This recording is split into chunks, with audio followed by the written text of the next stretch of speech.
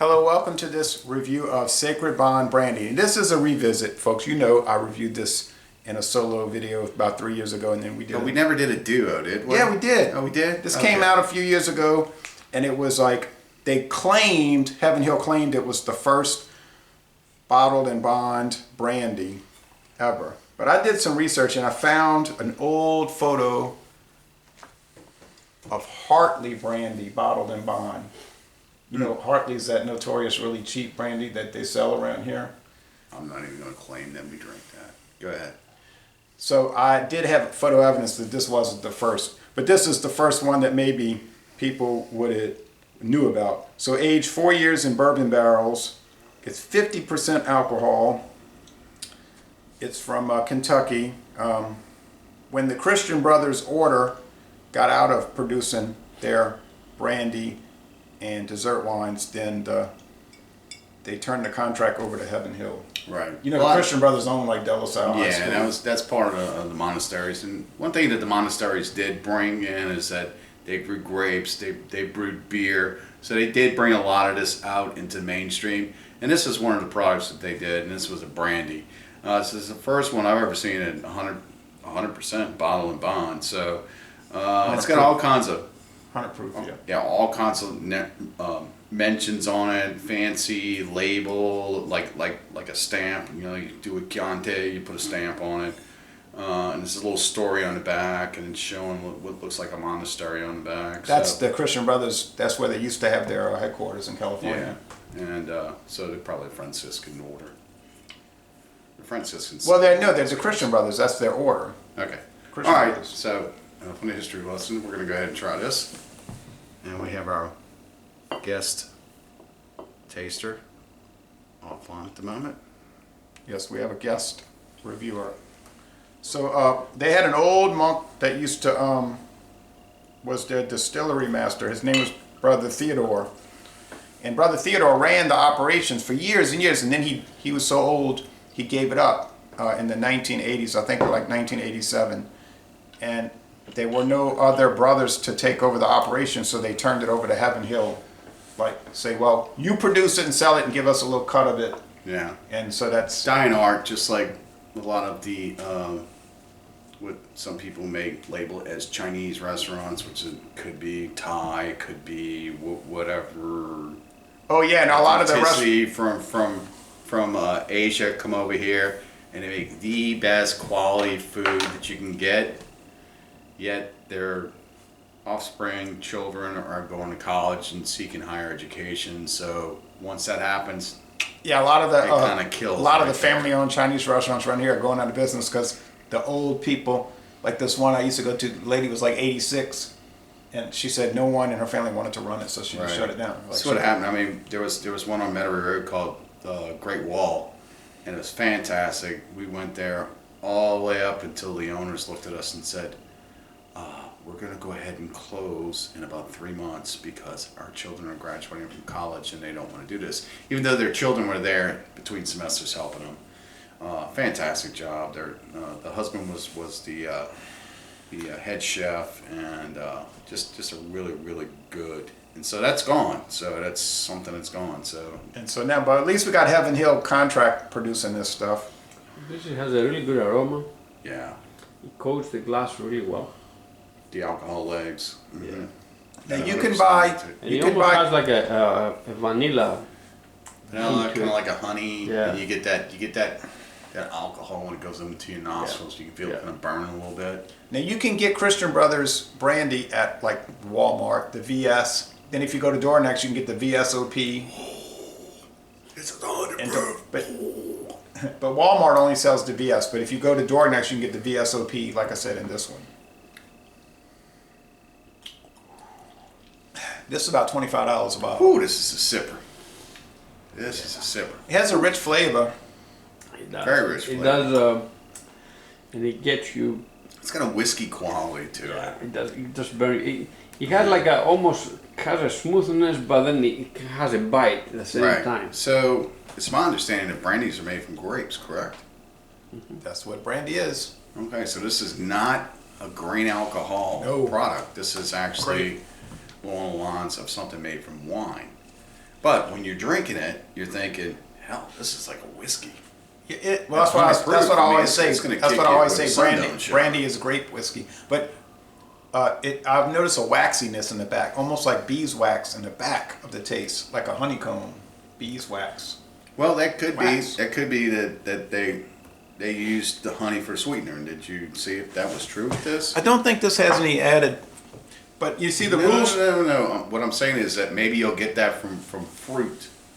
It could be. Maybe that's could be- something it that's could be- maybe could be that's a the grape specific- quality. The specific type of grape. they Right. use. Okay.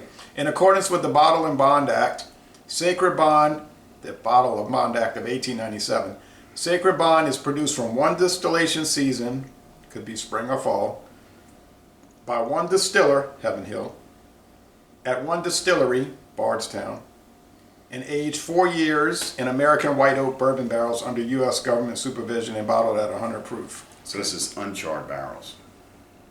No, it's bourbon barrels, so they have to be charred. Okay. But they're used bourbon barrels. Probably like what is Heaven? Buffalo Trace. Well, no, it's Heaven Hill. So what are some Heaven Hill brands? Evan Williams, Elijah Craig, Heaven Hill. Their I own would say- brand. So maybe that's where you get that. Logic That's where you get crap. the Yeah. hint.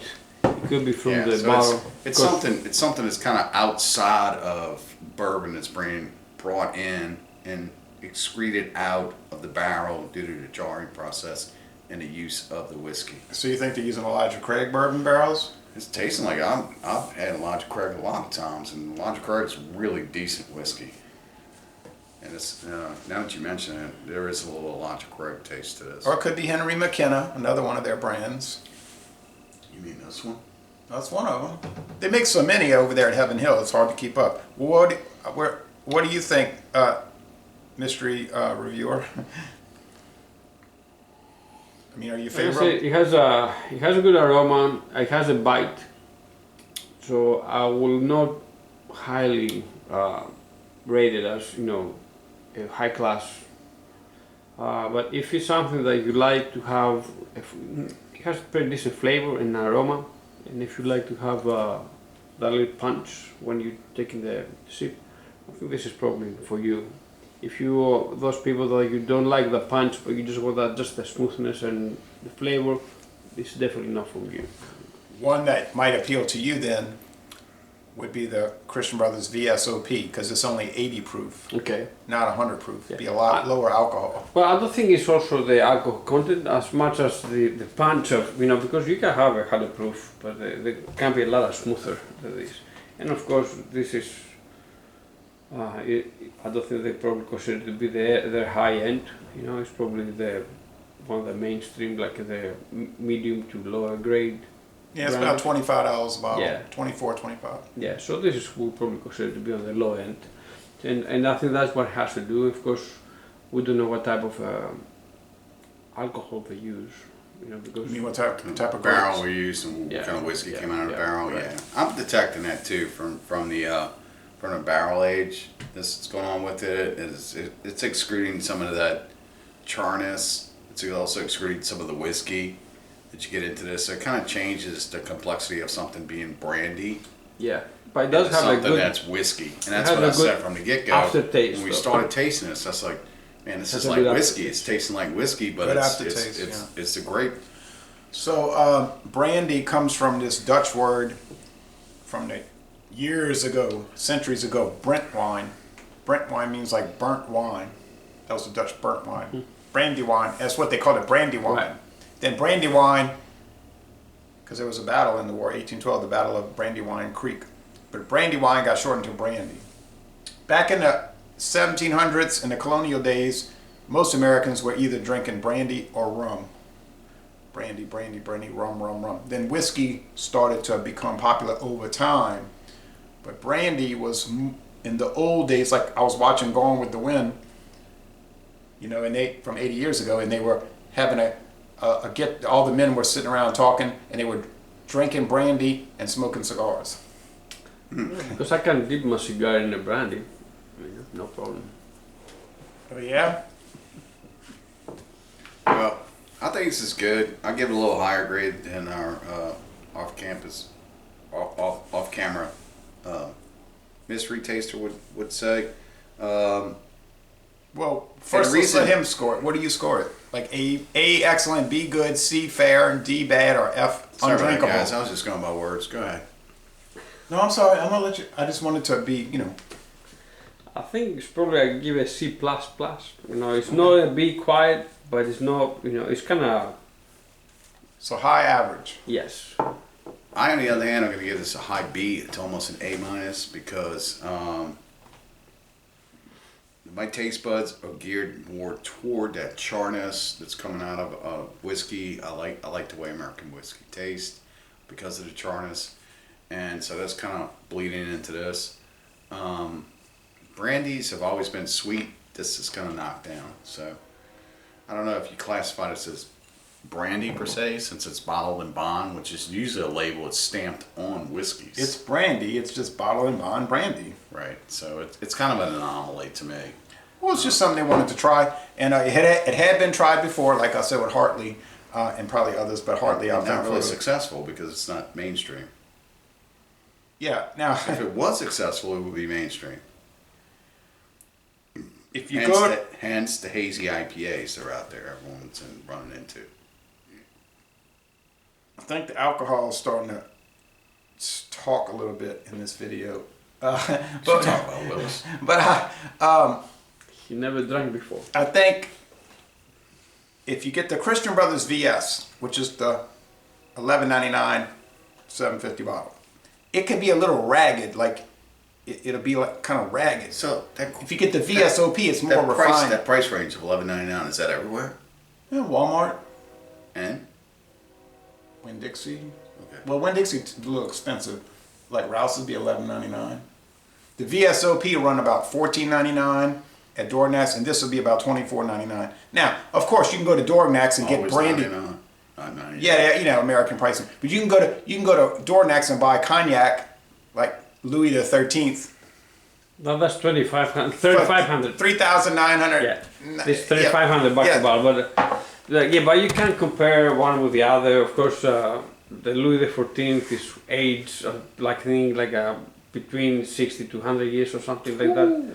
So it's a totally different animal. So you heard of that Louis the 13th? Oh, I had it once, back when I was bartending in downtown. You know, I had a friend that worked in one of the place, and he let us have a little taste of it. But it's totally different thing. Now, I don't think it worth probably the price because you age it so long. Because you can get things that will be aged in 18 to 20 years that will taste as good, you know. But again, it has to do with.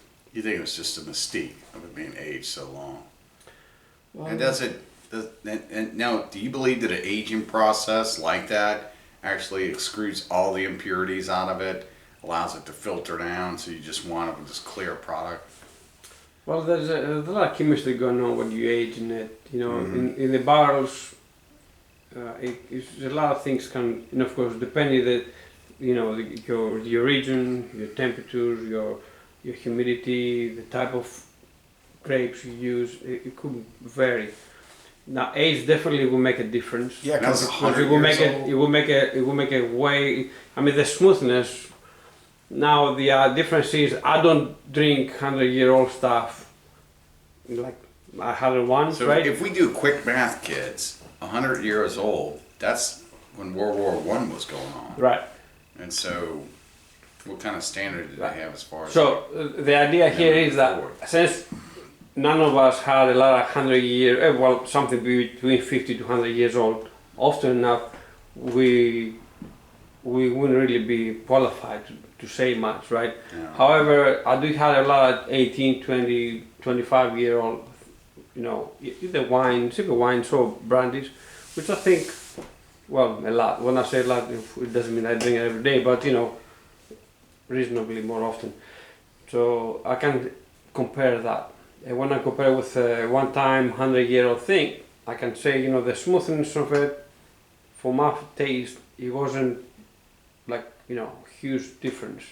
But Yeah. I think it has to do first with. But you'd really have to get that $3,500 bottle and drink on it, that whole bottle over a few weeks, and really get a I'm working on my money tree, so I'll be able to go. right. You know what I'm saying? Like to get really familiar with it, but it's so hard to do. All right. Well, thanks.